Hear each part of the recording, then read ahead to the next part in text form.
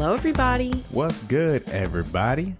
Happy Pride. Happy Pride. Guess who's back? Back again. Johnny's back.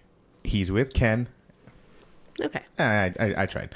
Yes, welcome back, everyone. Happy Pride Month. And for Pride, we are proud to bring you a brand new episode of Ringside. No, of course, we are celebrating the he's, the she's, the theys, the gays, everyone.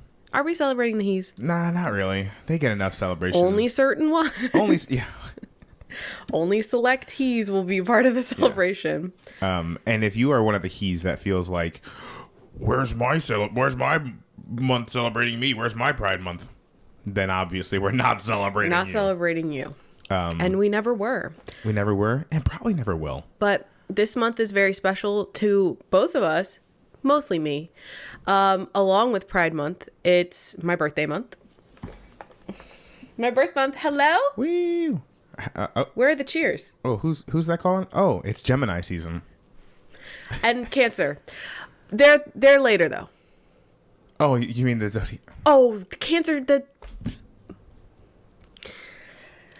the astrological sign Cancer.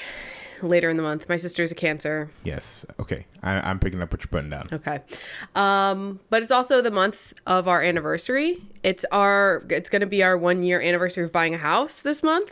Oh my God. Yeah, you're right. It's really, it's actually a really special month. Yeah. Anyway, so lots to celebrate this month. And yeah, let's start it out with a bang. Or more like start out with a heat ray. I don't know if y'all knew this, but Godzilla Minus One is now on Netflix. Yes. And we just checked it out. For Pride Month, we started by watching our gay icon Godzilla Minus One.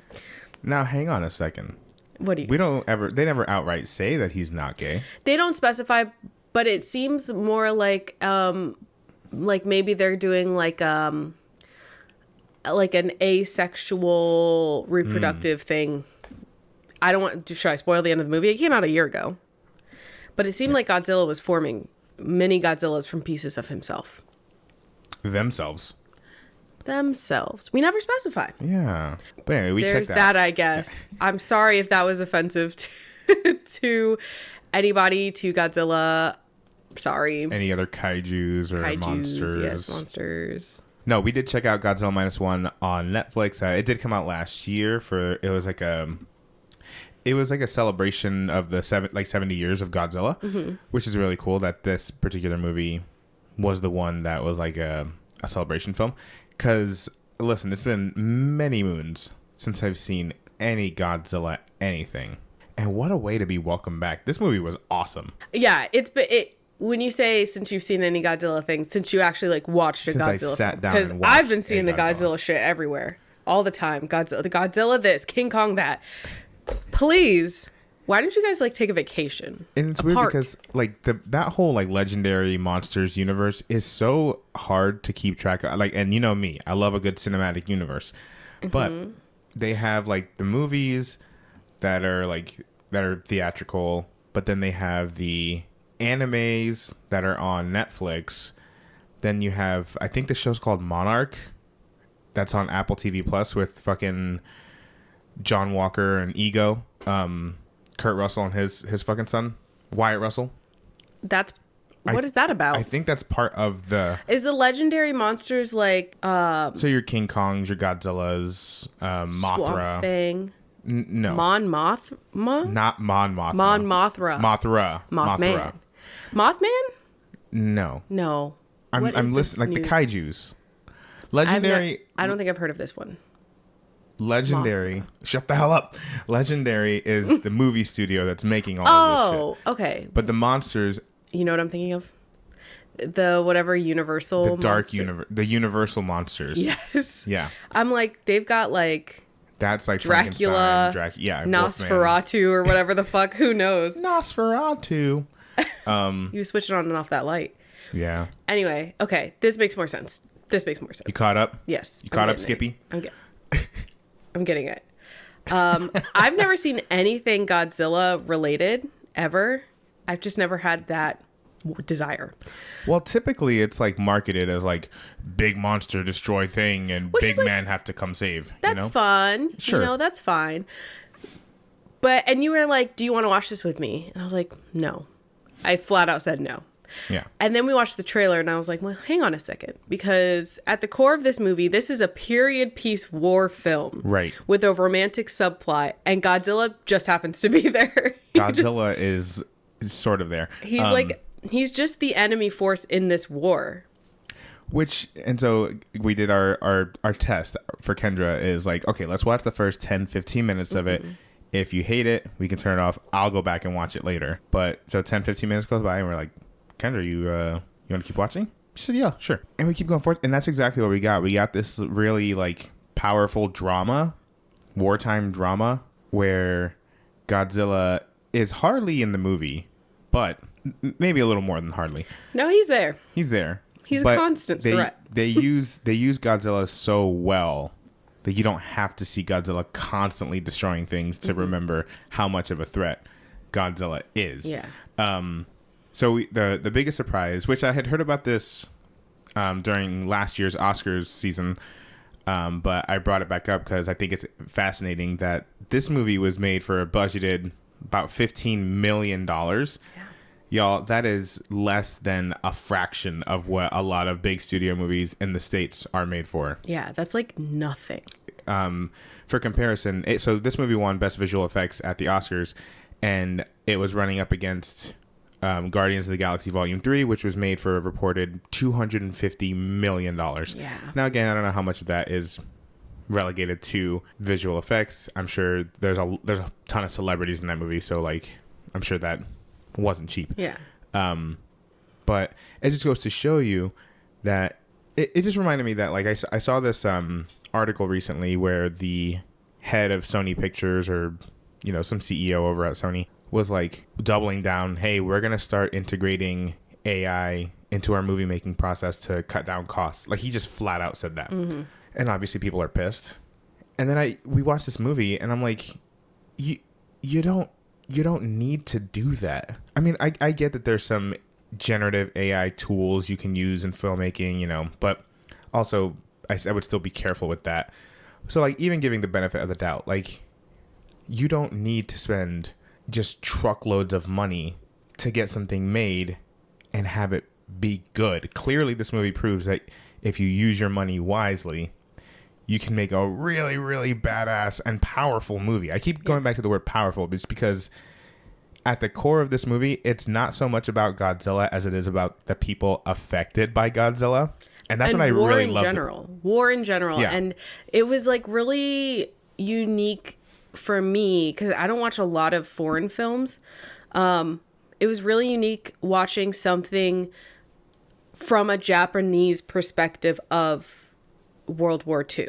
Like a lot of war movies here are from the American perspective where we can do no wrong, and that's problematic in its own right. But like it was really interesting seeing it from the other side, and well, not the like other side, but like a different side, different perspective, yeah.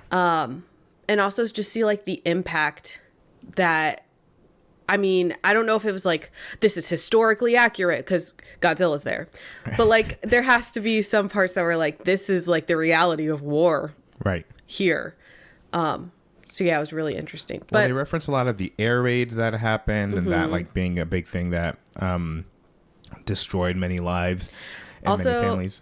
Yeah, I will say like there's one part where the United States is helping track Godzilla, and then when it like is clear that it's going towards Tokyo, the United States is like, well, we have like some other stuff going on, so we actually have to dip, and that is very American. Like, hey, I will say that seems right up our alley, honestly. Listen, it's not on American soil, so Like we actually we gotta go. good luck with that, guys. Let Got us stuff know from how Russia it going on. goes. Send us a postcard. Yeah. But back to your point about the budget and stuff. I mean, I don't know how well paid the VFX artists on this were, if that had something to do with like how they were able to keep such a low budget. I don't know. But we see on like YouTube, on TikTok, people are doing good visual effects on their own. It's like one person with time and passion.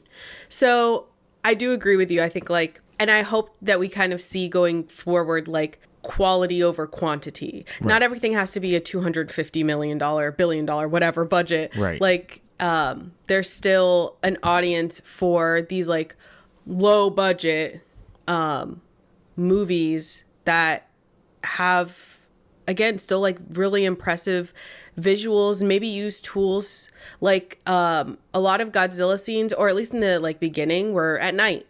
There's so many water effects though, which I know is hard. Right. That's crazy.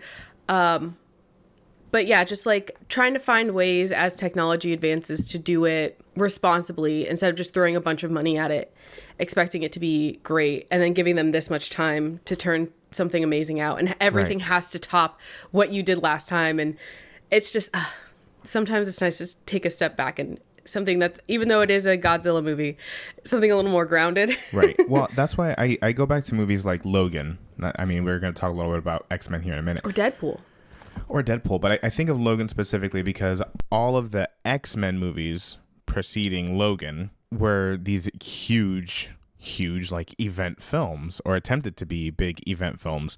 People, that's why, especially by the time we got to Dark Phoenix, people didn't give a shit about them. Mm-hmm. But you get something like Logan, which again, you have this drama focused around these people, and that's much more interesting, mm-hmm. and that's much more that sticks with people for a long time.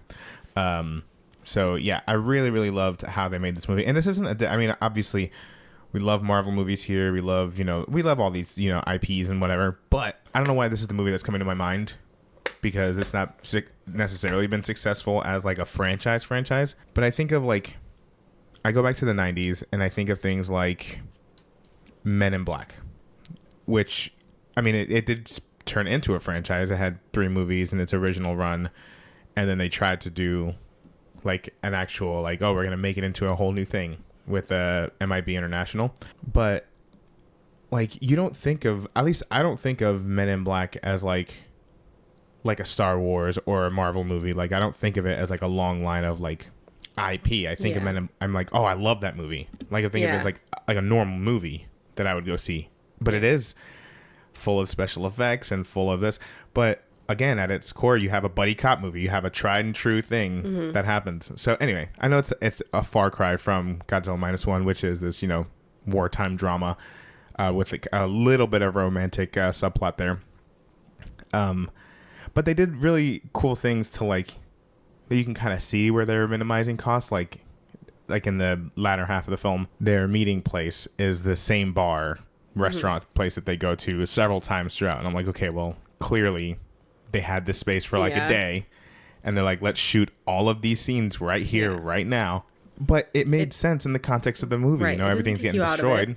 You would find one place. Yeah, it's clever. Yeah. So all you got. So anyway, many, many reasons. They did leave the door open for a potential sequel, and I was reading a little bit about it, and the filmmaker said if they ever do a sequel to it, they would want to set it in however many years it takes them to actually start filming the sequel. So they said if it takes 3 years, if it takes them 3 years to get a sequel going, they want to set it 3 years after.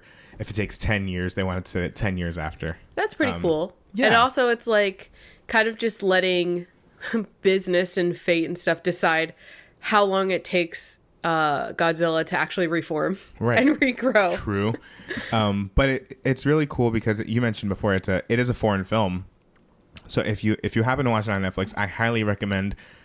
It's going to automatically set it to the English dub, which, I mean, if you'd rather watch it that way, fine. But I would personally highly, highly recommend setting it to the original Japanese language and just watch it with subtitles. Just because the performances are so good, and just like you can, especially the main character. I don't want to mess up his name, but there are some scenes where that guy is acting his fucking ass off, and just you can hear the pain in his voice, and it's just captured all so well. And I feel like not watching it in the original language in this instance is doing it a disservice. I say always, if you can, watch it in its original language with subtitles for anything. Like stuff like this, it's like emotional, Right. actiony. But even stuff that's like light, like K-dramas and stuff like that, I try to watch because I will say though sometimes it's easier if you're doing other stuff to put it on in English or whatever your native language is. Physical 100. Yeah, when we're eating, yeah. But there's just so much more charm to it listening to it as it was intended to be. I think animes are a little bit different. I say chase your bliss, whatever you prefer. If you're subs over dubs or dubs over subs, whatever. I think there's no wrong answer for animes, but for especially these live action projects, I would highly recommend listening to it or watching it in its original language. Anyway, loved Godzilla Minus One. I was a little bummed that I was kicking myself a little bit that we didn't go to the movies to go see it, but there's been a lot of talk about movie theaters recently. Yeah, we won't get into it a whole lot only because we've definitely talked about it before. Yeah. But just to kind of touch a little bit on what we're seeing a lot of on TikTok especially. Yeah, it just continues to be expensive and not always a great experience. Yeah. But I know we've been kind of like, what would we do differently? Y'all, bring back ushers. I think it's the number one way right now. Bring back ushers, keep people off their fucking phone, maybe pay the workers who are actually there a little more to deal with all the shitty people that are going to inevitably yell at them about, oh, I can use my own phone when I want to. I paid a ticket to be here. Yeah. Yeah, the Alamo Draft House kicked out Madonna for being on her phone. That energy everywhere. Kick out people for being on their phones. Yeah. Maybe that makes me sound like an old crotchety grandparent, but like, especially because like when the price of something increases, the quality of that thing should increase as well.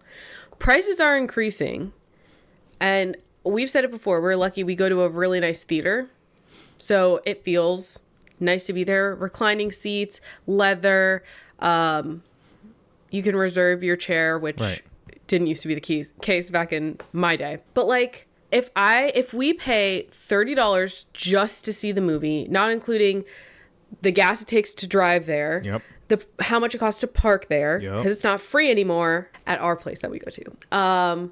If we want, God forbid, if we're thirsty or hungry, that's another $30.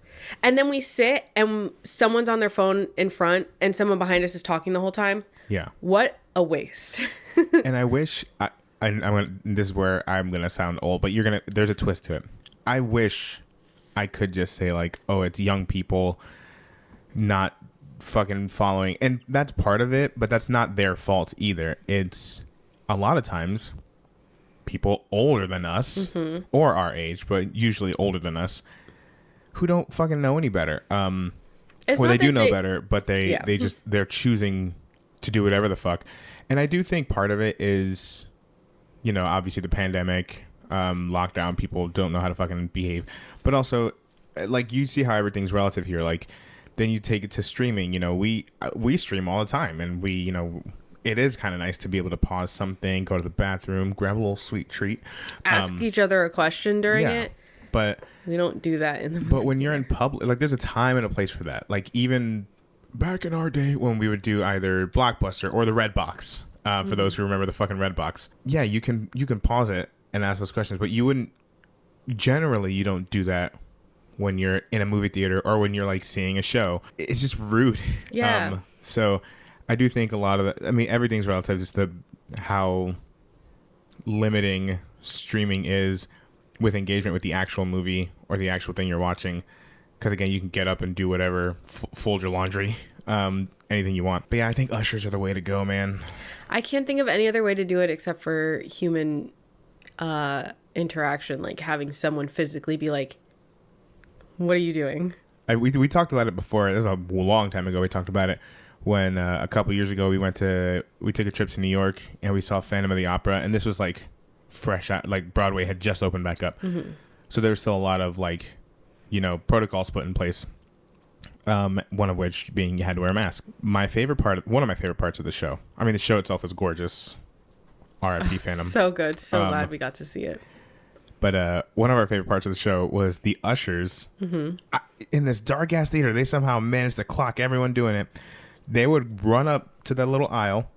This like super bright directional flashlight would just start flashing in someone's face, being like, "Put on your mask." Yeah. Put on your mask. And it was great. Yeah. It was. I did love that. See, and I'm someone who's so easily interrupted. Like if anyone, that's why I'm so sensitive to people talking or seeing phones or watches. Yeah. Your Apple Watch has a setting where you can turn on theater mode, so when you move it does not light up. Turn that on if you're in a movie theater. I don't know why I should have to tell you this. Seems like common sense. But anything, like if I'm above people and I see stuff, first of all, I'm reading whatever you're doing. Right. I can't help myself. I'm sorry if you're texting a loved one. I'm there too. But like when they did it for the ushers in Phantom, I wasn't that taken out of the moment. And maybe it's because I know the show front to back, every word. But like, yeah, it made me feel happy.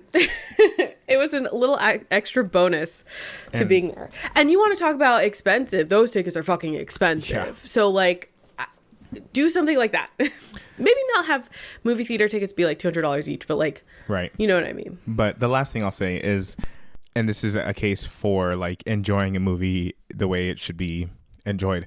Part of what was so nice about watching this movie was that for the most part, I think there was maybe one moment during like a commercial, because we do have ads. Yeah, listen, Netflix is expensive.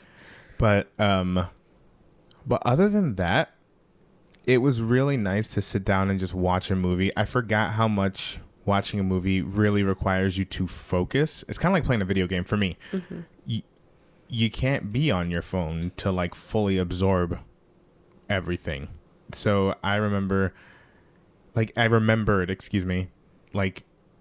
how nice it is to just like be able to disconnect, not stare at my phone, not worry about what's going on in social media, and just like take myself out, like really experience that escapism. So anyway, all that to say, if you're going to watch a movie, really watch it. Speaking of movies and things that maybe might revitalize the box office a little bit, you'll see what I did there. Yeah. This week, we got the first full trailer, sort of full trailer, for Moana 2, Electric Boogaloo. No, Moana 2.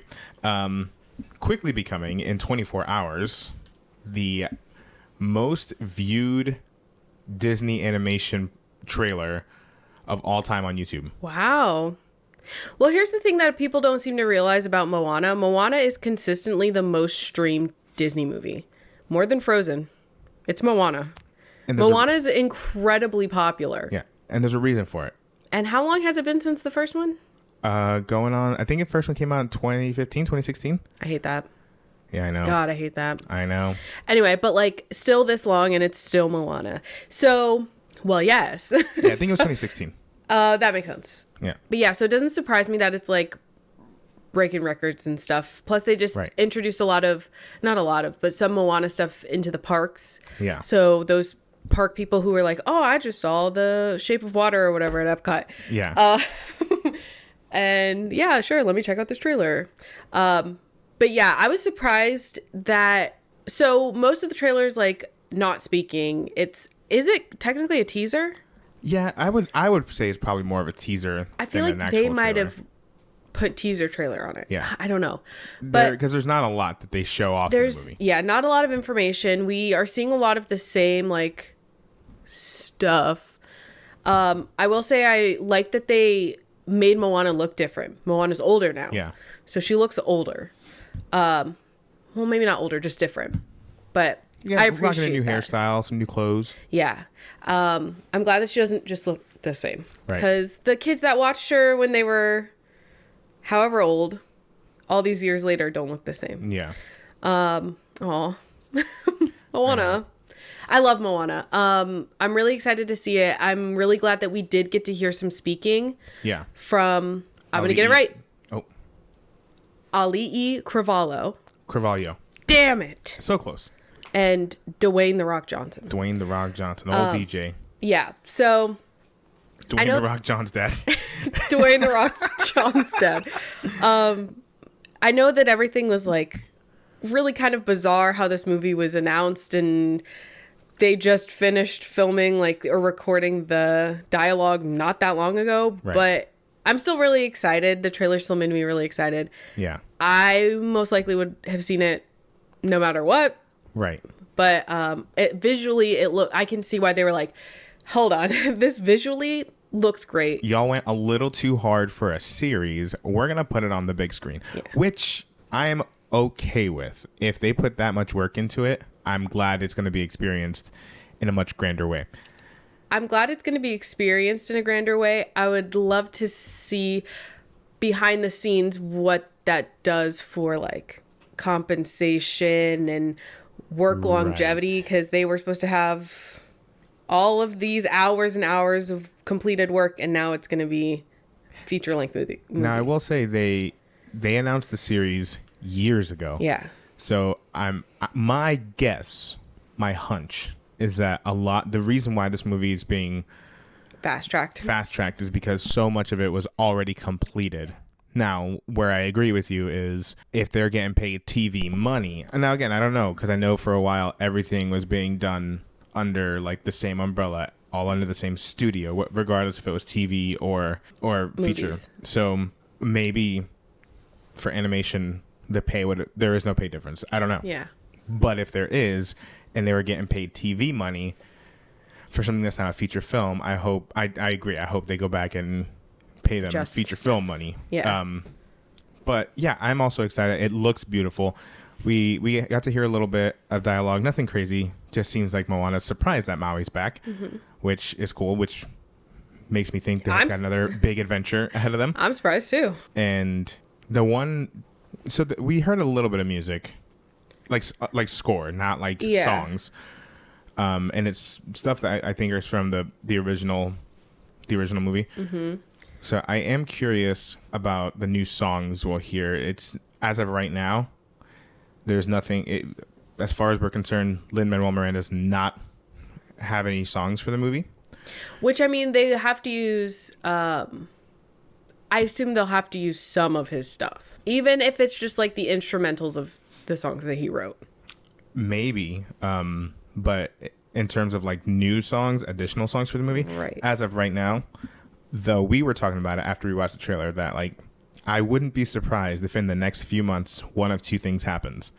One, they announce that there's one or two new songs written by Lin-Manuel, because I mean, obviously his relationship with Disney has still going strong.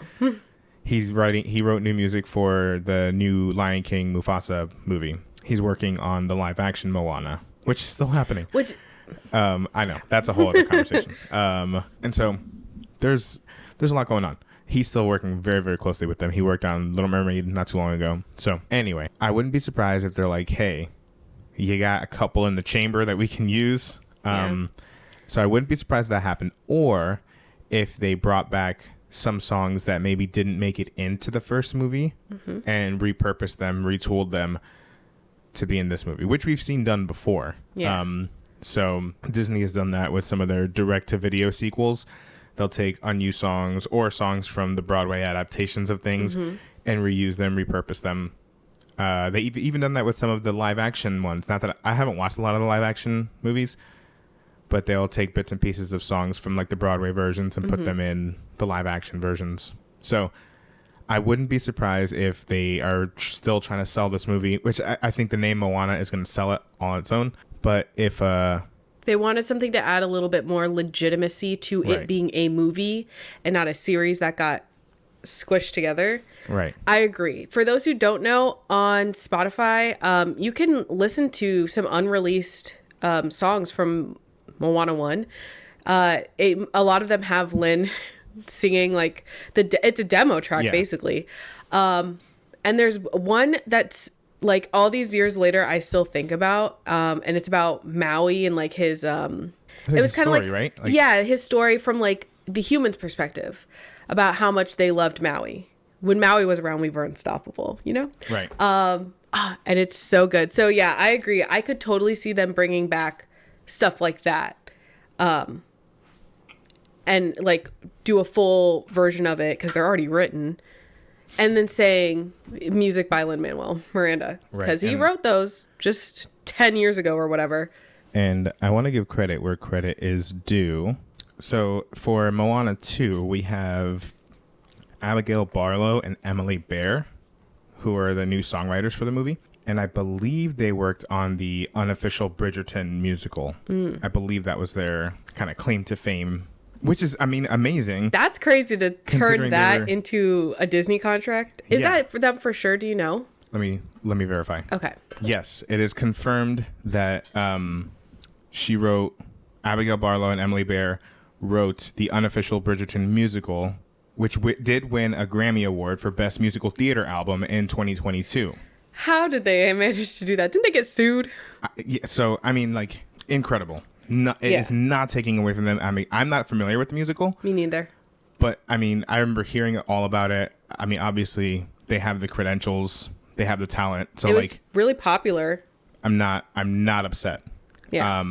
But, I mean, there's no denying that part of what made the first Moana so iconic was the soundtrack. Yeah. And the songs are just incredible. So, and they're so Lin. Right.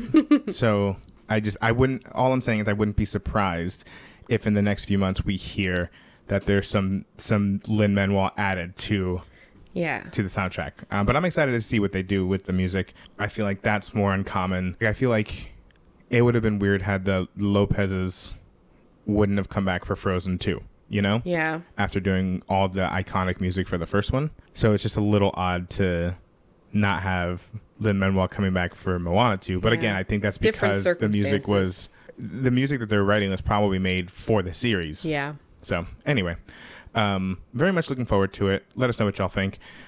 Something else that I think is... Oh, what were you going to say? I was just going to say, if Moana 2 maybe isn't interesting you to get back into the movie theater, maybe this next thing will be the thing that really pushes you to get your butt in a seat. Right. So I feel like so many studios are holding their breath to see what Deadpool and Wolverine do. It's the only major Marvel film release this year. And I think that's purposeful on multiple fronts. I think it's part of their big slowdown of content that they've been pushing out and treating it less like content and treating it more like films, which is great. I love that. But also I think it's because they are looking to see what this movie does box office wise to see if the general interest is still there. But also Deadpool as a character has decided to wage a different kind of war. The war of the popcorn buckets. So this week they unveiled the new design by Deadpool popcorn bucket, and y'all, it is just visceral, disgusting, just not pleasant, but I love it in every single aspect. It is simply a mold of Wolverine's head with his cowl and everything, with just a gaping maw, just an open mouth. And I don't like how you've used gaping. And I don't like that. It looks very reminiscent of things and stuff. And I don't like it, but I get it. So for those who don't know, Dune 2 had this, what I don't think was supposed to be a sexual bucket.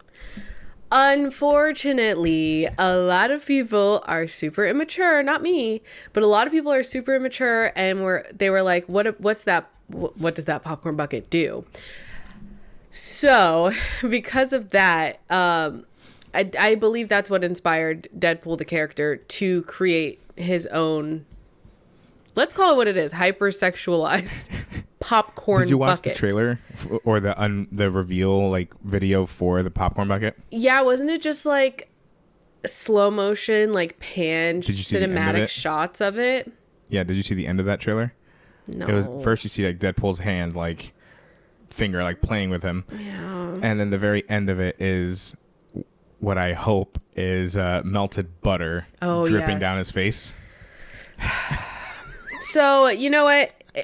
I almost hope that just the exclusivity of these popcorn buckets is what breaks box office records so that one day in some film studies class in some college somewhere, they have to talk about this fucking popcorn bucket and how it saved modern cinema. The popcorn bucket wars of 2024. Now listen, I have tried with several popcorn buckets. I tried to get the Mjolnir one for Thor: Love and Thunder, which I don't care if you like the movie or not. I liked it, but the popcorn bucket was awesome. It was a good one.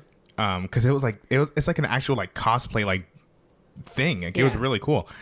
It was sold out. Couldn't get that. Yeah. I did get the Blue Beetle like scarab popcorn bucket. It's like a backpack. That thing's fucking cool. Yeah. But I mean, we know why you were able to get that one. Well, yeah, but they better stock up on these fucking popcorn. There's no sorry, we sold out. There's none of that. Right. So when does this come out? In July. So we're only about a month away. In summer. So what you're saying is that day one, you can drive your happy ass down to the movie theater to go try to get one while everyone else is at work. And in some theaters, if you pre-order tickets, they give you a little gold coin that you can put into a special. I don't know how many theaters have them, but they have one of those like claw machines. Add my Wolverine claws there. Oh, is that what that was? Yeah. They have those claw machines, and in them they have the BFF necklace pendants. Oh. So it's like, okay, they're doing pretty cool things to try and get people to go back to the movies. Yeah. So I really hope that it continues to work. And yeah, I don't know. I'm very excited for this movie, and just seeing all the extra things they're doing makes me excited for this movie. But yeah, I'm wondering though, like if that's part of, I mean, not to go back to it, movie theaters, they all the chains need to just get together and be like, hey guys, what the fuck do we do? But I mean, y'all know us. I mean, you look behind me. I'm a sucker for merch. I don't know that Kendra will allow me to keep the abomination that is this Deadpool and Wolverine popcorn bucket in our home. You can keep it in the home behind a closed door, like maybe in like some kind of basket or something, where you can take it out and you can look at it in your own free time with a lock. Behind. What do you think I'm gonna do with this popcorn bucket? Listen. You know what? That's up to you and your God. Oh my God! I have nothing to do with it, and I don't want to hear about it. But will I let you put it on a shelf behind you for everyone to see? No. I mean, fair enough. But I do hope that popcorn buckets are a fun way to get people to go back to the movies, or at least revitalize some of the movie theater economy. Because I think you can just, I don't know, don't quote this to be true, because this is why I think I didn't get the popcorn bucket for Thor. I really think it's because I didn't have a ticket for that day, even though I had a ticket for that weekend. No, I think, well, the Thor ones, I think they were also selling online. Yeah. So I also don't, I just don't think that they realize, again, how many people and how many collectors like will buy stuff like that. Right. Especially if they don't have to go to the theater to do it. Right. They can buy it online. I think I think that had a pre-order too. Yeah. So I think, but anyway, I love the idea, the design. Yeah. I love that it says designed by Deadpool. That's fucking hilarious. They're like, Disney's like, that wasn't us, that was Deadpool. Yeah. But it also like, that's crazy for Disney to do that. I don't want to give Disney too much credit for anything ever, even though I'm a sucker for them. But I gotta give credit where credit's due. That's pretty bold that, you know, because the Marvel Studios logo is on everything. Yeah. It's Marvel Studios, Deadpool and Wolverine. So like they're going for it. So I'm super excited for this movie, and hopefully y'all are too. Yes. All right. Well, it is about that time, y'all. We're going to briefly run down the insane week we've had in WWE. Lots happened. Last weekend, we had the King and Queen of the Ring, PLE. Mm-hmm. I thought it was a great show. We had some really, really great matches in it. A lot of subverting our expectations. A lot. Now, some things we did think was going to happen, and some things that we also thought were going to happened, but still surprised us. And we'll get to it. Okay. The first being, we figured Nia Jax would win. She had a really great match with Lyra Valkyria, who I love is getting this huge push, like right out the gate. I think they're taking the lessons that they've learned with some of their past NXT call-ups and putting and just not making the same mistake twice. Although, at least not with her. For the most part, yeah. There are some other ones where I'm like, where have they been? What are they doing? I'm curious to see what they're doing with Kiana James. I feel like they're putting her almost into this managerial position. Right? But I'm like, and who knows what like her desire is, but right. She just wants to help. Let her help with something.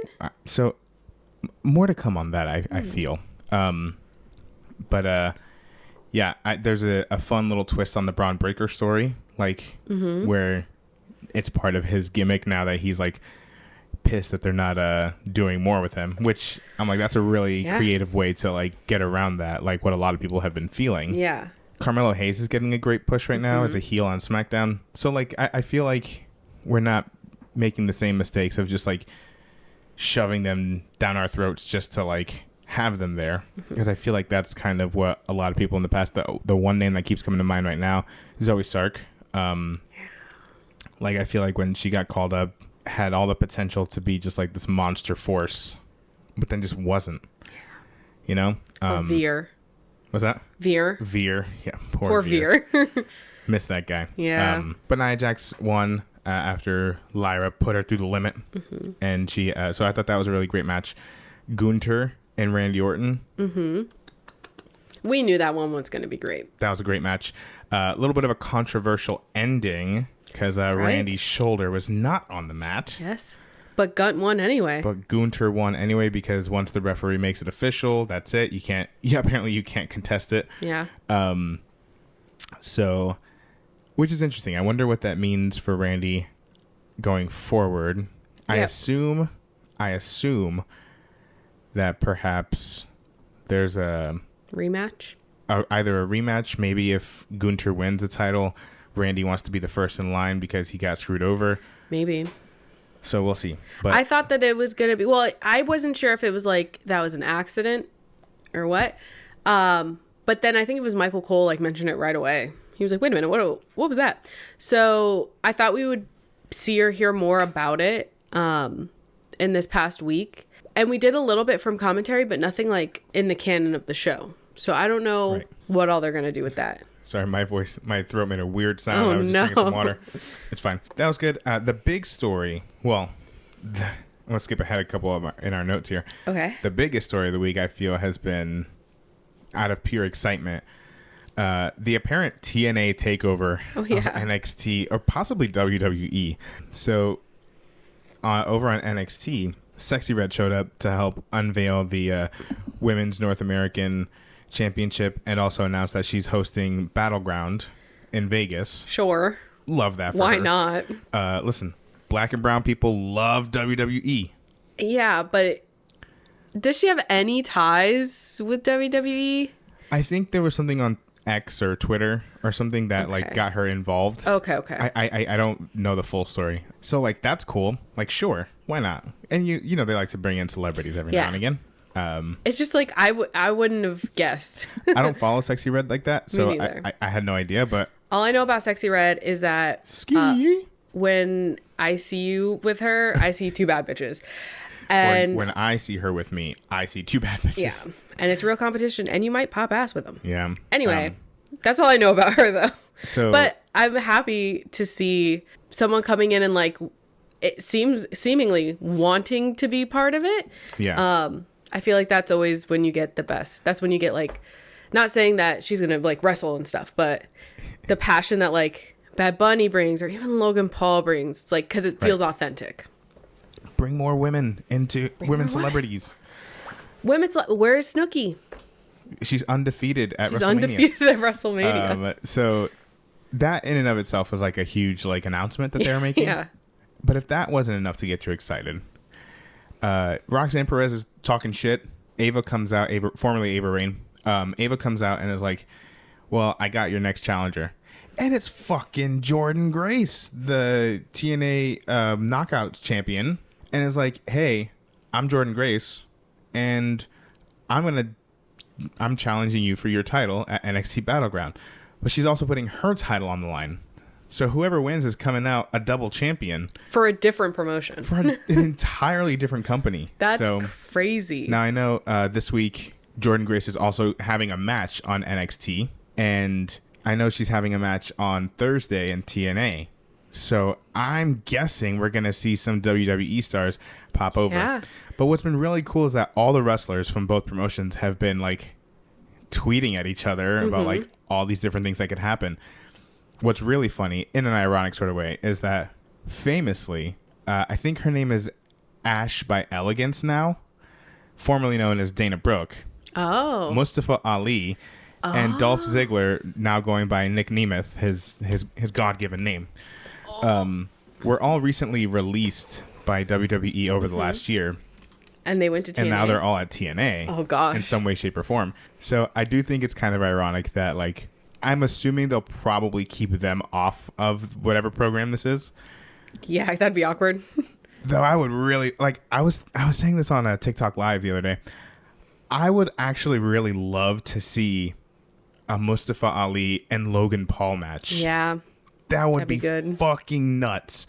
Yeah, Mustafa Ali has always been so much better than I think a lot of people realize. Mustafa Ali, I feel like, was very underutilized. Yeah. You could say that about all of them, actually. But, yeah, truly. But this isn't the first time we've seen Jordynne Grace before, right? Wasn't she at... we saw her at the Royal Rumble. At Royal Rumble, yeah. And I was like, who's that? And it was right after she beat... Because for those who don't know, Naomi, after she left WWE a couple years ago, she went to TNA. She got signed to TNA, was going under Trinity, had an amazing run there.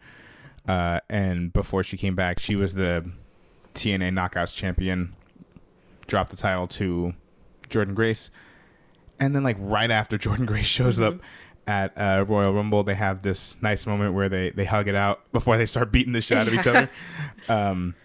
So it's cool that it's like a callback for people who, like me, don't watch any other promotion. So I was like, I don't know who this person is. But now seeing her in NXT, I'm like, I know who that person is. Yeah, and it's just cool that you're seeing this continued, like, relationship between these. And I think, I mean, and again, I'm not purposely throwing any shade toward AEW because they've been doing this for a minute, right? Their whole Forbidden Door PLE where they work with New Japan. Which is a great idea. Fantastic idea. So it's really cool to see them, like, just kind of, and this is where, even if I don't watch, I can acknowledge that AEW can be good for business because now it's forcing WWE to think outside the box and do something that would have never happened under, or at least had not to this extent would have happened under the previous regime. Now, we did get Mickie James in the Royal Rumble a couple years ago when she was Knockouts champion. She was in WWE for a long, long time. Yeah, she's like, yeah. So exception. That was like, that made more sense. Jordynne Grace has never been in WWE as far as I know. It's just really cool to see this happen. Now, one of my favorite things is that Drew McIntyre posted a picture of himself, I guess, when he was champ over there at Impact TNA Wrestling, and was like, doors open both ways. But you know who else posted they posted a meme about Drew.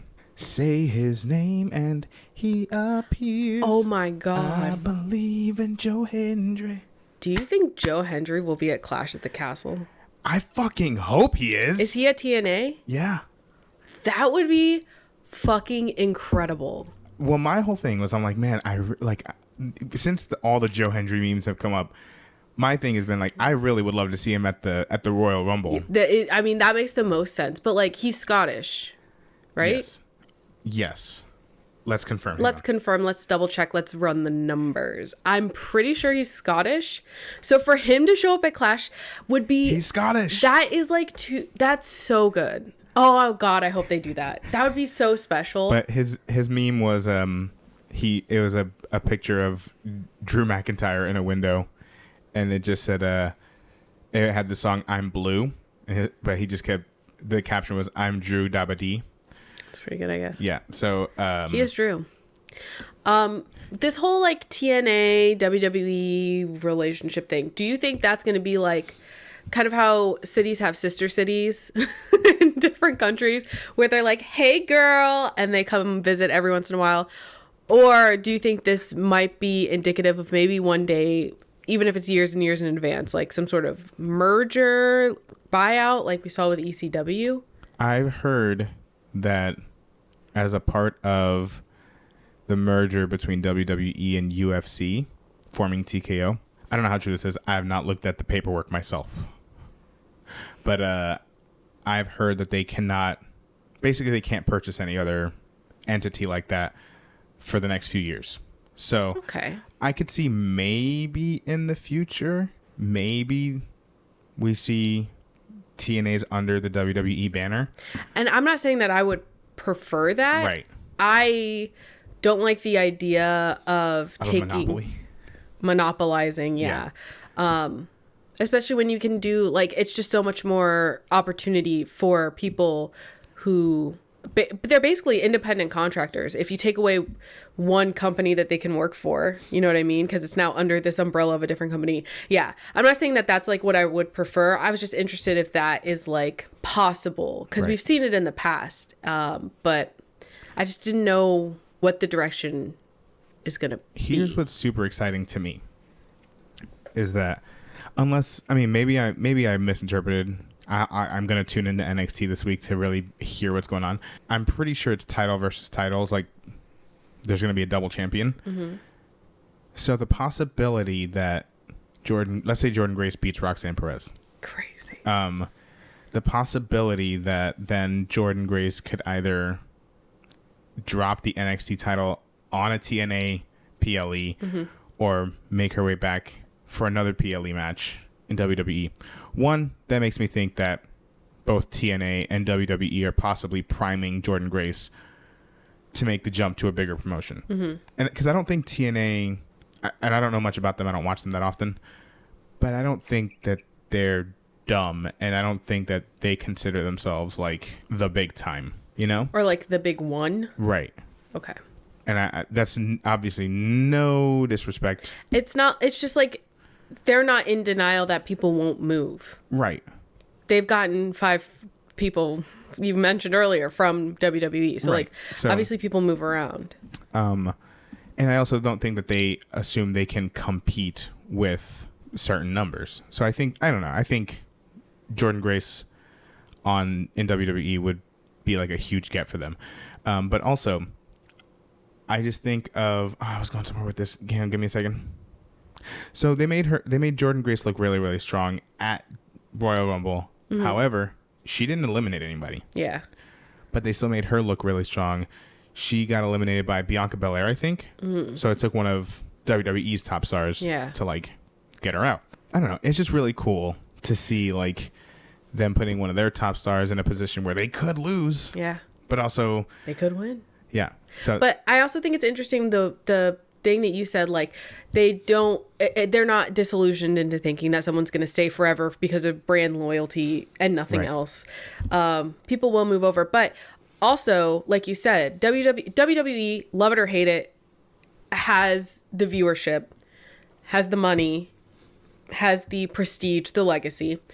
If you can get one of your stars on to that platform and get fans and like eyes that otherwise maybe wouldn't have seen her, and then have her come back, I mean, you're just, if you the wrestling fans are more often than not fans of wrestlers, not fans of promotions. Right. Granted, there are people who are like really devout fans of promotions, but like it's kind of like K-pop in that way. Like if you have a star and you can build that star's fan base, you can take that star who's in this group and you can put her in this group. I say her, them, in this group, and suddenly that group, new group, old group needs a revamp or whatever, has this whole new group of fans because of that one person. Right. Or you can take someone from a group and make them a solo artist. Right. And they have a built-in fan base. Right. So to have like more eyes on the wrestler as a product, capitalism, but then take them and put them in different promotions so all these other people can see them, see their talent, and then you bring them home and you're like, this is where they stay most of the time. Don't you want to watch here? That's just good business, I think. Yeah. Sorry, I got really passionate about K-pop in the middle of that. I love it. I love K-pop. So anyway, super exciting week in TNA. TNA and NXT. NXTNA. So excited to see what comes of that. and I'm excited to see if it bleeds over into the main roster. I mean, you've got a couple. I mean, AJ Styles is a TNA legend. Kurt Angle, TNA legend. I had no idea. So I will be interested. The only thing why I also think it's smart that they're putting them on NXT is because maybe WWE, again, this is a pretty brand new territory for them for working with a promotion that they don't already own. It's that for NXT, you're building, I mean, it's your developmental brand, right? So it makes sense that maybe they don't want to make their top people not look bad, but look bad by losing to other promotions. I'm not saying that that's what would happen, but I can see why maybe they would be afraid of that happening. So it's smart to put them with developmental, one, to train them more, but also, I don't know. They're not as established on the main roster as these big, bad, formidable opponents. Talent aside, that's like not even part of it when we're talking about just the story. Right. So all around, I think they're great ideas. Would I love to see some main roster feuds? Absolutely. But we'll see. We'll see what happens. More to come this week, I'm sure. Another huge story this week is Becky Lynch. So for those who aren't aware, the rumor goes that Becky Lynch is officially not with WWE. Her contract is expired and has not re-signed to our knowledge. Now, Kendra and I simply watch wrestling and talk about it. We have no sort of insider knowledge or connections. So I'm just kind of reiterating what some of the rumors online are. Is that she has not signed a new contract and that she is taking a bit of a hiatus.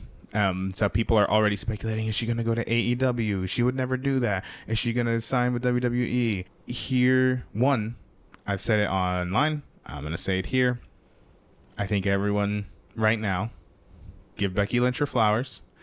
In the short time that we've been watching or getting back into WWE, become big Becky Lynch fans.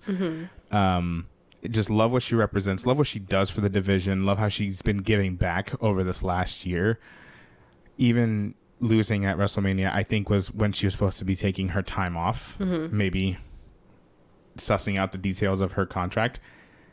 Came back after just a few weeks to kind of pick up where Rhea left off. Rhea had to drop the title due to an injury. So Becky Lynch stepped up. It up. Yeah. And, be the face of that division, right?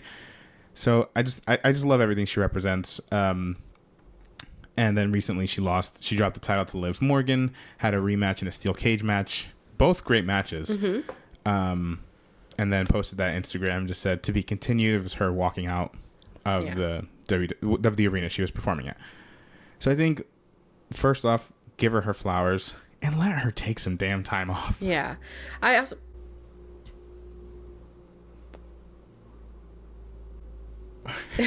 Someone just... Firing up the old lawnmower. That's someone's vehicle that sounds like that. First of all, the whole, didn't sign the contract, whatever. Again, it's really important to remember that those are all rumors and speculations. For all we know, Becky Lynch signed her contract months ago. And everything else is just hee hee ha ha, good fun times. Or she said no months ago to renewing. I agree, though. I don't, because again, I only watch WWE because honestly, I don't have the time to watch everything else. There's so much. I would never do anything else but watch wrestling content, which sounds great, but I have to clean my clothes and mop my floors every once in a while. I would have no time for anything else. But so because I only watch WWE, if she did go to a different brand, I would be a little upset personally, just because that I wouldn't be able to see her as much anymore, right? But at the end of the day, again, these people are independent contractors and free agents. At the end of the day, they can move around if they want. I get it being upsetting. I was upset when Edge left, just because it feels like WWE is integral to the character, right? Which is why he's not doing that character anymore. But it's this is the house that built you, and you're gonna leave. But there's no like I said before, brand loyalty. It can't be everything, right? So if Becky Lynch goes somewhere else because they gave her a better contract or whatever, that's fine. okay. If she takes time off to be with her kid that she never really got to spend very much time with, because didn't she come back when Rue was like 6 months old or something fucking crazy and has been almost nonstop since then? Fine. Seth frickin' Rollins, he signed his contract. Yeah. I don't think that they would go to separate promotions because I think logistically raising a child together, that would be even more difficult. Right. And you can say like, well, Naomi and Jimmy did it, but their kids are older. And it also wasn't for that. It wasn't for that long. It wasn't for that long. But yeah, so I don't know. I don't want people to get too worked up on rumors. Right. They could be true, but they also could not be true. And the whole point is that it's better for the story if they don't tell you what's happening. You're not supposed to know all that stuff. Right. It's like going backstage at Disney World. You're not supposed to see all that. Right. So yeah, I think as a human, I think she has earned her time, especially because like these are super like I mean, obviously we don't have kids. I work with kids. So like I understand the importance of parents wanting to spend that like those super formative years, especially when they're that young, because they're not going to be that young. They're not going to be that small for ever again. In the matter of months, you'd be surprised at how much kids can grow. Yeah. And retain and remember. Right. So I think, yeah, I do not blame her if she just wants that family time. I mean, Seth Rollins is taking time off. I mean, he did sign his contract, but like, that's okay. Again, it's crazy to me that we like officially know he signed his contract, but don't know if Becky Lynch signed hers. Like, and that doesn't matter. That doesn't matter, honestly. That's just I hope she comes back. I would love to see her on WWE. Yeah. But I mean, whatever she does, I'll be happy for her. She could come back in 2 weeks. We don't know. That's the thing. We don't know. But also, I mean, the only reason why returns are like so impactful when they happen is because people left first. So I don't know. Again, I have no idea what's happening. She could come back in 2 weeks. She can come back in 2 months. She can come back in 3 years. I don't know. She could not come back. I don't know. I think she'll come back. I don't think she's retiring. Yeah. I think she'll come. I meant like at WWE. She could go somewhere else. I don't know. But yeah, I don't want to get so at this point so like worked up about the possibility, because it's just we're talking about rumors and hearsay. Right. And it's wrestling. It's supposed to be fun. It's supposed to be fun. It's a TV show. but I have loved everything she's done, especially over the last like year and a half. So I look forward to the day that we're back in the big time with big time Bex. I think maybe we'll see her at the Royal Rumble. Maybe. That gives her a nice long break and then a grand entrance. Yeah. Just a couple more things here in WWE. Liv Morgan shocking the world. Yeah. Well, at least in Canada, where they didn't get the feed cut off of Monday Night Raw. Yeah, at the end of her match with Becky Lynch, dumbass Dom. Listen, love you, guy, but you're fucking up left and right. Yeah, he fucked up again. He cost Becky Lynch the match again. Yeah. He's trying to help. Yeah. And then after the match, Liv Morgan fucking planted a big old kiss on Dirty Dom Davidson. Yeah. And we were learning about this on fucking Twitter and TikTok and shit. And I was just seeing pictures and I was like, I need the video proof. I need to see if it looked like it was reciprocated. And it did not. Well, it did not. Unless it's a performance. See, that's the whole thing. We've gotten this whole like in the background of other shots, Liv Morgan with or walking out of the same room as Dominic Mysterio, or having his handkerchief in her pocket, or getting out of the same car as Finn Balor, and like talking to JD. I don't know what the hell's going on with all of that. I have a theory. Okay, and we'll get to that, but it doesn't. This isn't where I thought we were going to be going with this so soon. And also, I didn't think Liv was going to win. So I didn't want Liv to win. Did anyone? Sorry, that was mean. It's fine. But her winning makes me think that maybe we're fast tracking some stuff, and maybe Rhea's going to be back earlier than we thought. Because I assumed all of this like backstage talking to Judgment Day stuff was going to end up in the match that Rhea Ripley would win back her title in.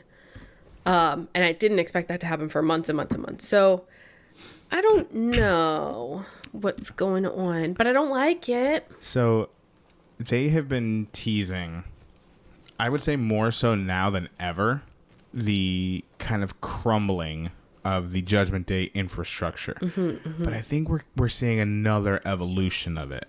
So what I think is happening is I think that all of this, Dominic talking to other factions, Legado, Carlito, I think all of this is, I'll say the big part and then kind of work backwards. Okay. I think we're going to see Rhea and Damien, the Terror Twins, as they're known online, ousted from Judgment Day.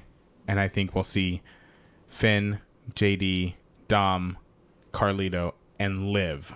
You don't think Dom would be ousted from the Judgment Day and create something different? I think, well, maybe they won't call it Judgment Day. I don't know.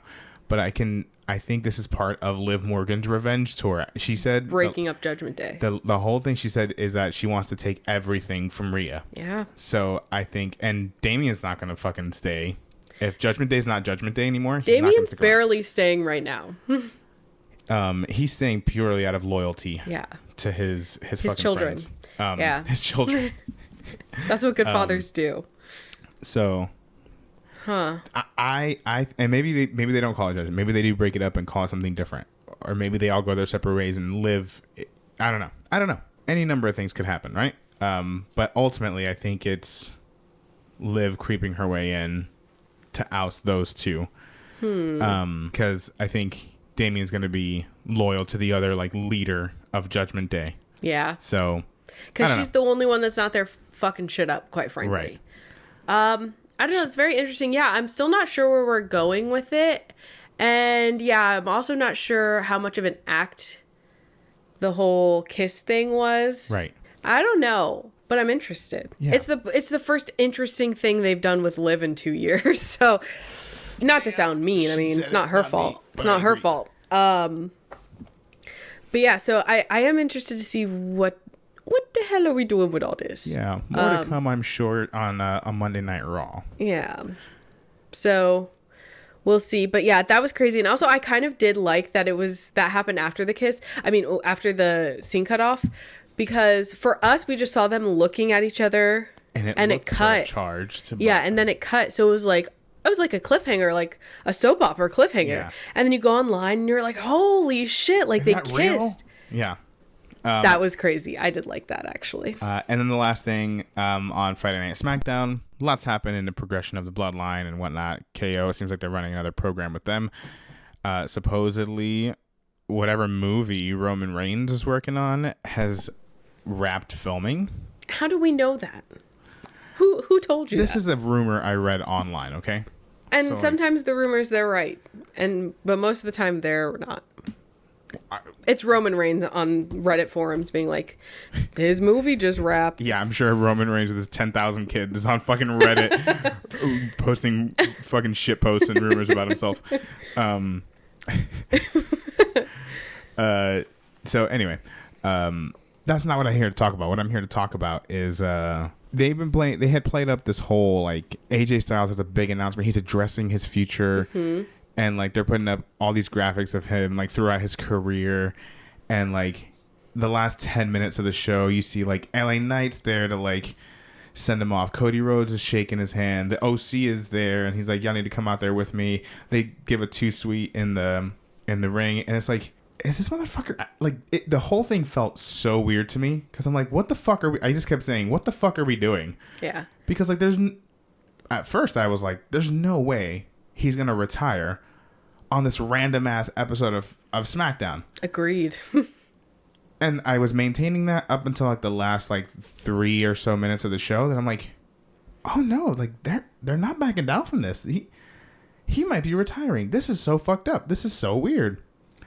Kendra held fucking headstrong. Listen, I can smell bullshit from miles away. I knew from that fucking pastor getup that we were not getting some sort of sense. He never once said this is the end. hey guys, I've gathered you all here today because I'm retiring from WWE. Like, he was being so vague about it all that I was Right. like, this is bullshit. We're not going to have the commentators being like, is he going to retire? No, we're not Right. doing, it's not real. So I knew the whole time that it was fucking fake. I bought into it a little bit toward the end there until obviously he gave a tasty clothesline to Cody Rhodes. Yeah.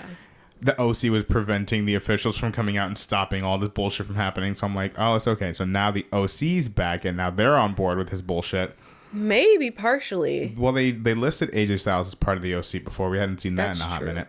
But there was a member of the OC that was missing. I think there may be. Listen, I think here. I'm not going to say they don't need Michin. Michin does Doesn't not need them. Also, Michin, with her, I believe her natural hair, or at least natural hair color, which I've never seen before, and it looked so good. I love the color of her hair. Yeah, I on love Friday. Michin.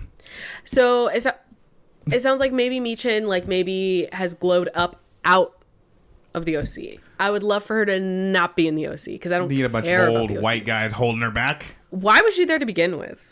because they needed something to do with her. But How about put her in matches? Maybe try that. well, she's going to be at Battleground, so I'm hoping she has a solid showing there.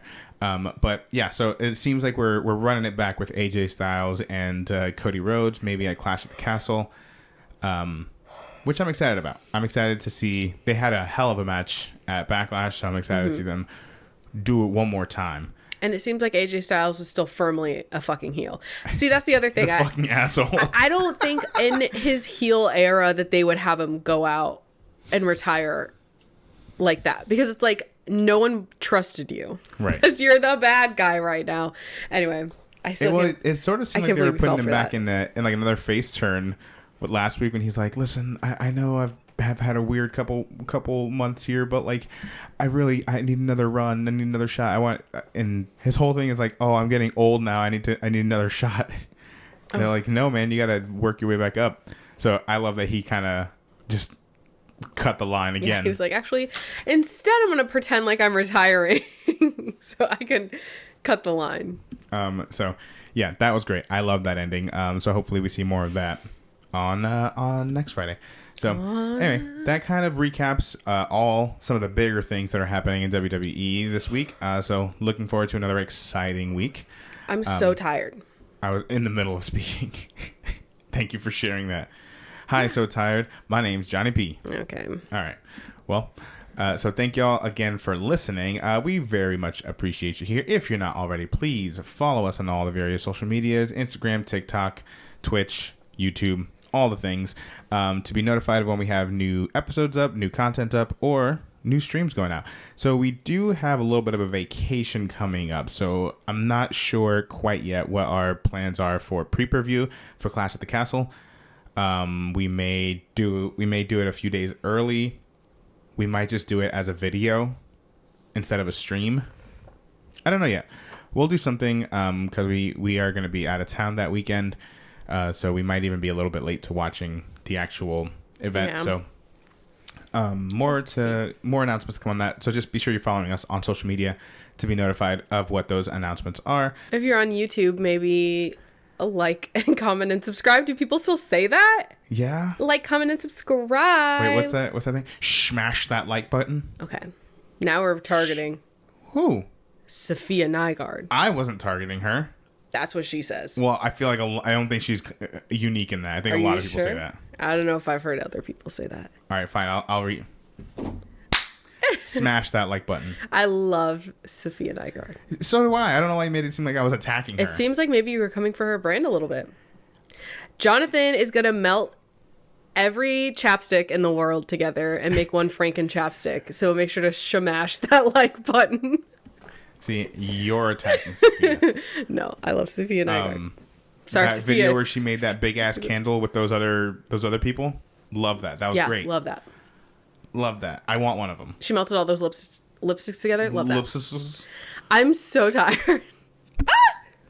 Anyway, so thank y'all for please like, comment, subscribe, all the things, share it.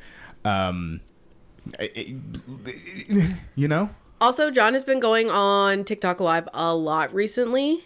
Not in any kind of bad way. I'm just saying if you're interested in seeing more live content from us, but mostly John, you can follow us on TikTok and make sure you set your notifications to know when we're going live. So you can see John make banana bread, fold laundry, that kind of stuff.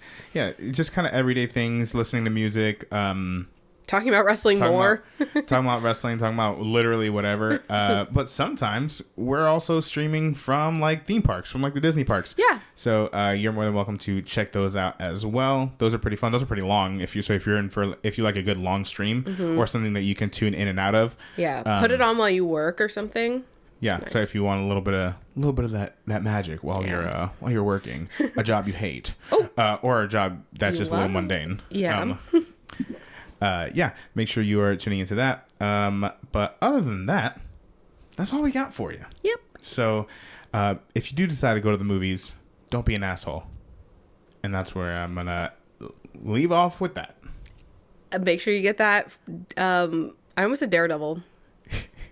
Make sure you get that Deadpool popcorn bucket while you can. And if you get an extra one, give us a ring. Give us the ring. Give us the rings. All right, we gotta get the hell out of here. Y'all remember Charlie's Angels? Full Throttle. Peace. Bye.